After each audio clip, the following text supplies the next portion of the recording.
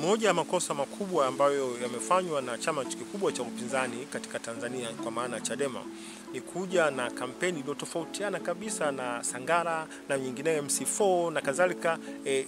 Hii ni kampeni ambayo kwa lugha hiyo iliyotumika ya Kiingereza no reform no change, sisi tuliochambua mwanzoni tukasema inapelekea kwenye anguko la Chadema, kwa sababu mwananchi wa kawaida kabisa kule Geza Ulole hiyo ni lugha ambayo haelewi, na kwa maana ya lazima anaona pamoja na changamoto zozote zile tushiriki uchaguzi tuweze kuwachagua viongozi wetu, na hizo reform mabadiliko yanapatikana kupitia michakato ya kisiasa. Kwa hiyo chama cha siasa kinahitaji kushiriki siasa. Kwa mtazamo wangu, hata pale ambapo kuna mapungufu, ingia kwenye siasa ili uweze kuyarekebisha hayo. Kwa hiyo ulikuwa ni mkakati wa makosa ambao tunaona leo umekigawa hicho chama, kwa sababu walikuwa na mitazamo miwili tofauti, na wale ambao sasa wanakimbilia kwenye chama kingine ni kwa sababu kama samaki mwanasiasa mahala ambapo anaogelea kama samaki ni kwenye maji.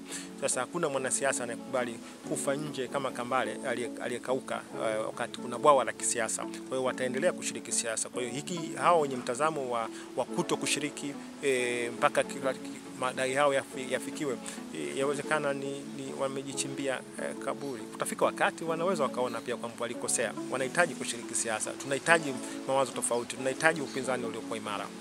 Swali zuri kwamba Antipas Lissu ni mwenyekiti wa chama kikubwa cha upinzani, kwamba ana jukumu ambalo litakiwa hajachelewa, alimechelewa kidogo lakini hajachelewa sana kukiunganisha chama chake, aongee lugha ya utengamano, aina ya rhetoric kwa maana ya namna anavyozungumza.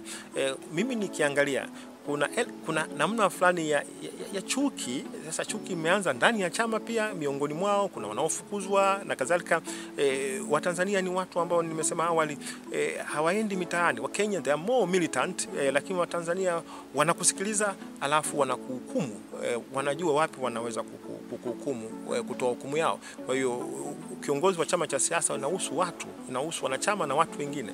Kwa hiyo uwe na lugha ambayo ni ya kuunganisha wenzako katika chama, lakini hata wanaokuja kukuchagua waone kwamba utakwenda kutuunganisha katika changamoto ambazo tunazipitia. Kwa hiyo Tundu Lissu ni kiongozi mwenye uwezo mkubwa sana, anaweza akasikiliza maoni kama ya watu sisi wadogo, lakini akamsaidia kwamba anahitajika katika nchi yetu, lakini kwa staili nyingine, sio staili anayokwenda nayo sasa.